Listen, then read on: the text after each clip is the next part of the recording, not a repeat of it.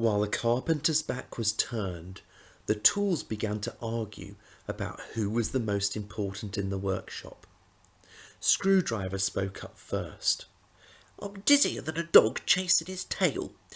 All morning I've spent driving these guys home. Posi Drive, Flatheads, Robertsons if you're Canadian. If you need to join timber together, I'm your tool. I think I'm probably the carpenter's favourite." "Hang on," interrupted the hammer. "I've been working tirelessly all morning hitting these nails in straight and true." The nails seemed to be less impressed. "And versatile? Watch this. I can do rapid construction. I can do breaking apart. I can do easing into position. I think my work speaks for itself. I am the most important tool in the workshop." Handrill then spoke up. "Hang on. Neither of you would get very far if it wasn't for me. You, Screwdriver, you need holes to drive your screws into, otherwise their heads break off." The screws looked nervous. "And you don't have monopoly on construction, Hammer. I do some of my best work with these guys.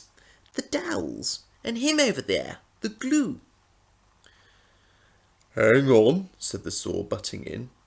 "Look at all this timber, cut straight and true. It's warm work, but without me, you two would have nothing to join together.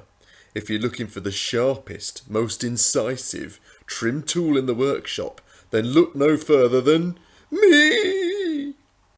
At that point, the carpenter returned and picked up the saw. Quietly and without seeking acclaim, he resumed his construction.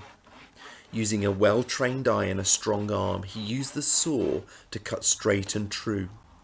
Years of practice helped him to drill precisely without splitting the wood, and then as drops of sweat fell onto the desk, he continued to skillfully pin, glue and screw, using just the right amount of pressure until the project was all completed. It was no good the tools arguing about who was the most important. They were all vital to the job in hand, but each of them missed the truth that without the carpenter's skill and strength, they had very little to boast about. At the start of Matthew 18, the disciples are arguing about who is the greatest in the kingdom of God. Humility has gone out of the window, along with their acknowledgement that Jesus is the only reason that they will be there in heaven at all. Jesus brings them back down to earth by drawing some children over and saying you need to ditch the ego and become more like them. Children in Jesus' day counted for very little. They were not indulged or spoilt, but treated like second-class citizens. And Jesus was pointing out that the disciples needed to be humble enough to trust and to be reliant on him. The tools and the disciples had developed ego issues. They were getting too big for their boots.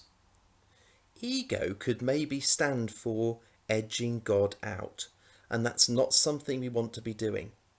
So let's make sure that we keep our focus on Jesus, acknowledge his central role in all our successes, and keep our sense of self-importance well and truly in check.